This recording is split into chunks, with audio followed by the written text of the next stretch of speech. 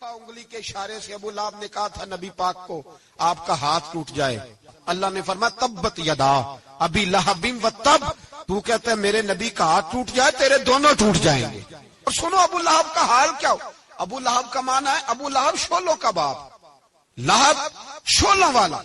کیا مطلب؟ ابو لہب اتنا حسین و جمیل تھا کہ اس کے جو رخسار تھے شولوں کی طرح چمکا کرتے تھے، اتنا خوبصورت تھا، لال سرخ رنگ تھا، خوبصورت آدمی۔ عرب میں جب غربت تھی تو اس کے گھر میں اس وقت بھی 2 اینٹیں سونے کی تھی، اتنا مالدار آدمی اور سردار تھا سارے مکے کا۔ لیکن نبی پاک کی بے ادبی کی، تمہیں پتہ ہی نہیں کہ رب دنیا میں سب سے زیادہ ناراض ہی اس سے ہے جو اس کے رسول کا بے ادب ہے، سب سے زیادہ ناراض ہی اسی سے۔ ابو لہب نہ گیا بدر کے موقع پر، ڈر گیا، کہنے لگا میں نے نہیں جانا، مکے میں رہ گیا، نہ گیا جہاد کے لیے، مسلمانوں کے خلاف نہ نکلا۔ لوگوں نے بڑا اس کو لان تان کیا، لیکن کہنے لگا میرے خرچے پہ 4-5 بندے لے جاؤ، میں نہیں جاؤں گا، پیچھے رہ گیا۔ لوگ کہنے لگے بچ گیا، لیکن اس کے جسم کے اندر ایسی بیماری نکلی کہ ریشے سے بھر گیا سارا وجود، ریشے۔ اس کے بچوں نے لے جا کے ابو لہب کو پیچھے ایک حویلی تھی مکے کے باہر، اس میں بند کر دیا، چیختا تھا، چلاتا تھا، میں بد دعا نہیں دیتا، پر اگر کلیجہ پھاڑ کے دیکھو تو دل بڑا زخمی ہے، میری حیات کو ٹکڑوں میں بانٹنے والے، جب تیری حیات بھی بکھرے تیری ممات بھی بکھرے۔ اللہ کرے اسی طرح تو بھی روئے جس طرح آج اس دھرنے میں شہید ہونے والے کی ماں روئی۔ اللہ کرے میری حیات کو ٹکڑوں بانٹنے والے، جب تیری حیات بھی بکھرے جب تیری ممات بھی بکھرے۔ بد دعا ہے تمہارے لیے، بد دعا ہے تمہارے لیے، جب تیری حیات بھی بکھرے تیری ممات بھی۔ بند کر دیا اس کو لے جا کے وہاں پیچھے، اور جب اس کو بند کر دیا کمرے میں تو چلاتا تھا، چیختا تھا، کوئی مجھے بچاؤ، کوئی پانی پلاؤ۔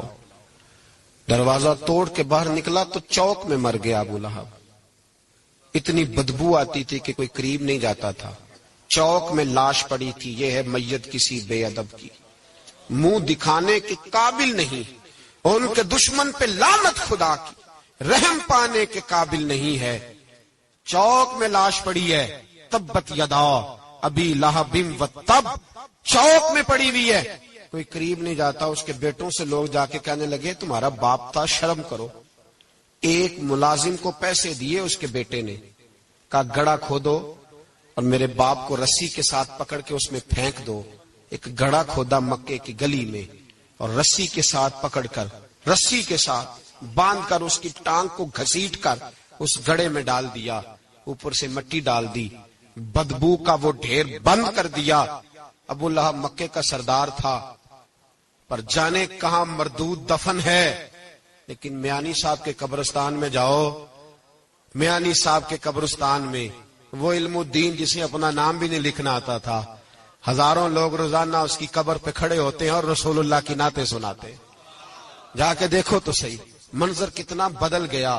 اور جب غازی علم دین شہید کا جنازہ اٹھا تو امیر ملت پیر جماعت علی شاہ صاحب کی چیخ نکل گئی، اور ڈاکٹر اقبال رونے لگے، اور قائد اعظم تڑپنے لگے، منتیں کرتے تھے محمد علی جناح کہ یارو تھوڑے پیچھے تو ہٹو، میرا بھی دل کرتا ہے میں بھی ذرا اسے کندھا دے لوں، ذرا پیچھے تو ہٹو۔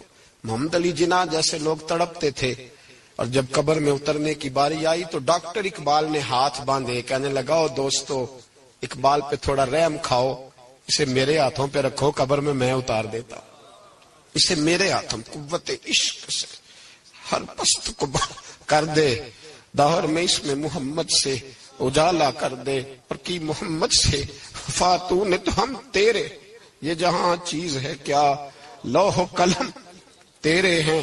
اور اقبال کہنے لگے دیکھو میں شعر لکھتا رہا، اور یہ لوہاراں دا منڈا نمبر لے گیا۔ میرے نبی پاک صلی اللہ، ایک شخص حضور کے سامنے بیٹھا ہے تو منہ چڑا چڑا کے باتیں کر رہا ہے، کچھ لوگ نقلیں اتارتے ہیں، اور بزرگوں کی نقل اتارنا اور بزرگوں کی توہین کرنا یہ رب کو سب سے ناپسندیدہ فعل ہے۔ توہین کے انداز میں نقل اتارا تو کہتے ہیں منہ چڑا چڑا کے باتیں کر رہے تھے، میرے حبیب نے فرمایا نہ ایسے کر، بڑے میٹھے انداز، کیوں اپنے منہ کو بگاڑ رہا، نہ کر، کہنے لگا جی ہے ہی ایسا. حضرت ابو ہریرہ فرماتے میں قریب بیٹھا تھا, حضور مسکرا رہے اور نہ کر ایسے. کہنے لگا جی یہ میرا منہ ہے ہی ایسا. فرماتے میں دیکھ رہا تھا حضور کے چہرے کا رنگ بدلا, آنکھوں میں جلال آیا, اور میں اچھا جا پھر ایسا ہی ہو جائے, جا پھر ایسا ہی ہو جائے. کہتے ہیں میں نے دیکھا اس آدمی کا منہ بگڑ گیا. حضرت ابو ہریرہ فرماتے ہیں وہ رویا کرتا تھا مدینے کی گلیوں میں اور کہتا تھا کوئی مجھے معافی لے دو, لیکن گرا جو ان کی نگاہ سے وہ سنبھل نہیں سکتا, گرا جو ان کی نگاہ سے کبھی سنبھل نہیں سکتا. کوئی ایسا کام نہ کرے, کوئی ایسا کام نہ کرے, کوئی بھی, جس سے حدیث صحیح میں موجود ہے بنی اسرائیل کے ایک شخص نے اپنی ماں سے بد دعا لی تھی اور عابد زاہد تھا, لیکن ماں کا نافرمان تھا, تو اماں نے کہا جا مرنے سے پہلے تو آزمائش میں مبتلا ہو جائے. رب کی خفیہ تدبیر سے ڈرنا چاہیے.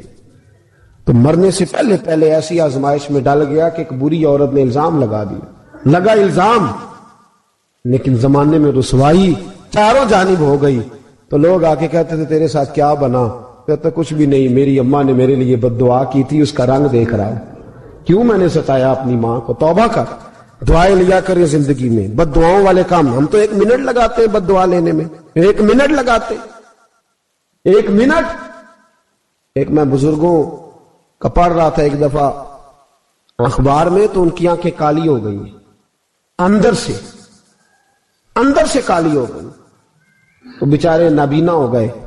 کسی نے ان سے کہا کہ ہوا کیا؟ تو کہنے لگے ایک شرارتی لڑکے نے میرے آگے کھڑے ہو کے 2-3 دفعہ ریس دی تو دھواں میرے منہ پہ پڑا, تو آنکھوں کے اندر گھس گیا ہے, بڑے علاج کرائے, لیکن اس کی شرارت تھی نا. تو وہ کہتے ہیں میں تو یہی کہتا ہوں کہ اللہ کرے تجھے بھی کبھی یہ معاملہ ہو, تجھے پتا چلے. ہم نہیں, باز ہی نہیں آتے, ہم کسی کو تکلیف دینے کا کوئی موقع ہاتھ سے جانے نہیں دیتے. میرے عزیزو یاد رکھو, ڈھونڈا کرو کہاں کہاں کس کس کو ستا بیٹھے, کس کس کی توہین کر بیٹھے, کہاں کہاں ہم نے لوگوں کے بد دعائیں اکٹھی کی. بد دعائیں پیچھا کرتی ہیں, جس طرح دعا پیچھا کرتی ہے بد دعا بھی پیچھا کرتی, وہ پیچھے پیچھے چلتی ہے, وہ تاڑتی ہے. عتبہ نے میرے رسول پاک صلی اللہ علیہ وسلم کی بے ادبی کی. حضور علیہ الصلوۃ والسلام کے چہرہ انور پر اس نے معاذ اللہ ثم معاذ اللہ تھوکنے کی ناپاک جسارت کی. میرے حبیب نے دعا فرمائی, یا اللہ اللہم سلط علیہ کلب, اللہ اس پر درندہ مسلط کر دے. ابو لہب کا بیٹا تھا, رات کو جب سوتا تھا تو ابو لہب 2-4 بندوں کو معاوضہ دے کے کھڑا کرتا تھا کہ نیزے لے کے کھڑے ہو جاؤ, میرے بیٹے کے قریب کوئی نہ آئے. توجہ ہے آپ کی, نیزے لے کے کھڑے ہو جاؤ. لوگ کہتے تو انہیں نبی بھی نہیں مانتا اور بات ہر ایک مانتا ہے, پیغمبر بھی نہیں مانتا. تو ان کے جملے, کہنے لگا میں مانوں نہ مانوں بات الگ ہے, لیکن میرا تجربہ ہے جو اس کے منہ سے نکل جاتا ہے وہ ہو جاتا ہے, جو ان کی زبان اطہر سے نکل جاتا ہے وہ. ایک سفر پہ جا رہے تھے, قیام کرنا تھا, سونا تھا, 4 پہیاں لگی چاروں جانب, تو بیچ میں ابو لہب نے اپنے بیٹے کی 4 پائی لگائی, بیچ میں. جاگ رہے ہیں آپ لوگ؟ ارد گرد دوسرے لوگ سوئے, بیچ میں. اور لوگ کہنے لگے تو پاگل ہو گیا ہے, اگر کوئی شیر آئے گا تو باقیوں کو نہیں کاٹے گا, صرف اس کو کاٹے گا. کہنے لگا بد دعا تو اس کے لیے ہوئی ہے, دعائے ضرر تو اس کو ملی ہے, اسی پہ مسلط ہوگا. شیر آیا رات کے اندھیرے میں, لوگ تھکے ہوئے تھے, ایک بندہ جاگ رہا تھا. وہ کہتا ہے اس نے سب کے منہ سونگے, لیکن کسی کو اس نے تکلیف, کسی کو تکلیف. سونگتے سونگتے عتبہ تک آیا, اور لفظوں کا فرق دیکھیے گا, آیا ہے, چیرا ہے, پھاڑا ہے, ٹکڑے کیے, حصے بکھرے کیے, لیکن ایک بوٹی بھی نہیں کھائی. مار دیا, چہرہ بگاڑ دیا, وجود کاٹ دیا, چلا گیا قتل کر کے, کھایا نہیں ایک لقمہ بھی اس کے وجود. بھائی درندے پھاڑنے آتے ہیں کہ کھانے آتے ہیں, وہ کھایا نہیں پھاڑ کے چلا گیا.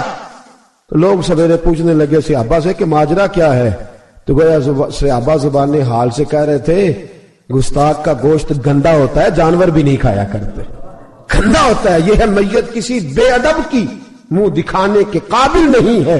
ان کے دشمن پہ لعنت خدا کی, وہ رحم پانے کے قابل نہیں ہے.